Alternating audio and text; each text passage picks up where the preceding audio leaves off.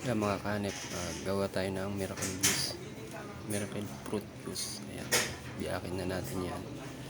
Yan po yung palalabasan yan. Yan yung loob ng miracle fruit. Ayan. Tapos yan, anuhin na natin yan, kakayurin natin yan. Yan, kakayudin na po natin yan.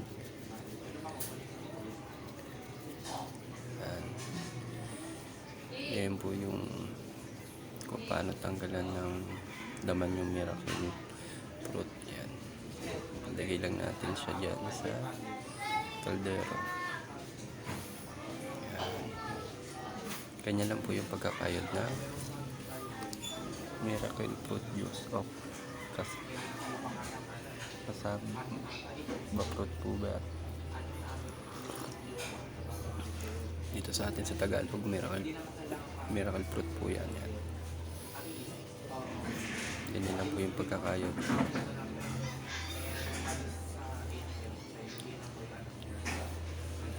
Habang kinakain mo siya ng maganda dyan, lagyan mo lang siya sa kaldero.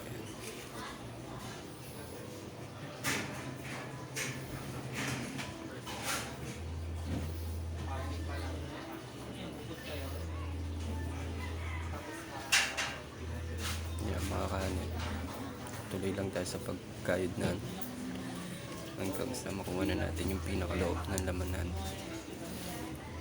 Yan yung gagawin natin, pakukuluan natin. Pwede tayo maglagay ng konting tubig dyan.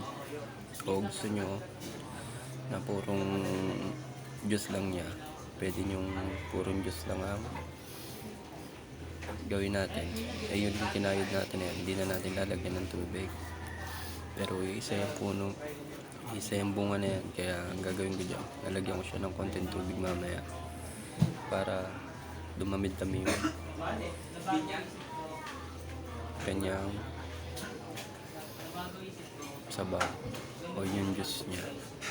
Pwede natin i-stock sa rep yan pag naluto na natin.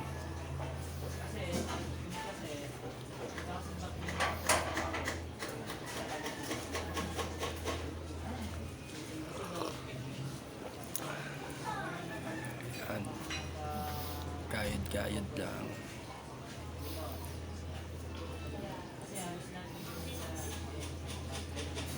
Yan o. Kayurin mo mga kahanep. Yan, kayod kahanep, gayad-gayad lang.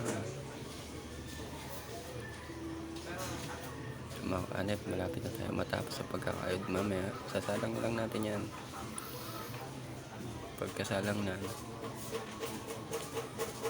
tingnan natin kung anong kalalabasan na. Yan, yan, tapos na ako magkayod yan.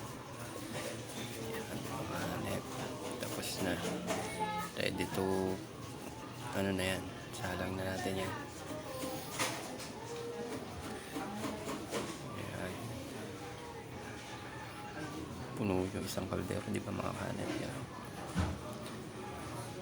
maganda dyan, maganda rin dyan ay yung pinakapuro ang ating gagawin, pero dyan naglagay yung konting tubig. Yan, lagay po ang konting tubig dyan para pag sinalang natin ay kahit isang pitch makakuha tayo.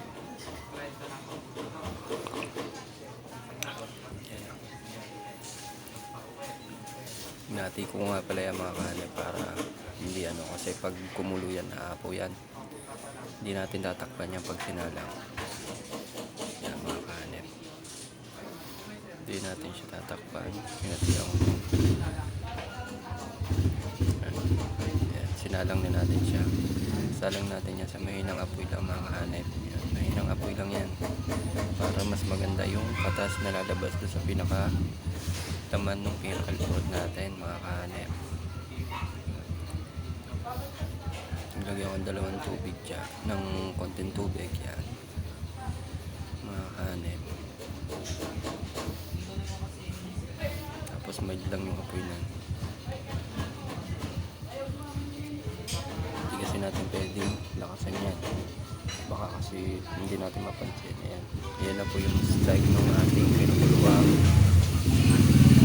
miracle fruit.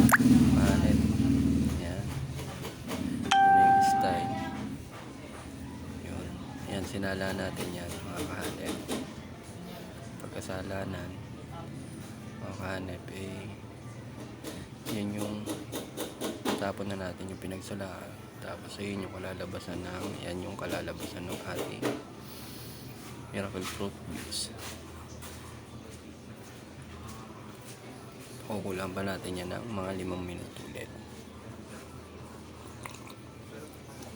Yan na yung finished product ng ating miracle fruit juice mga kahanep.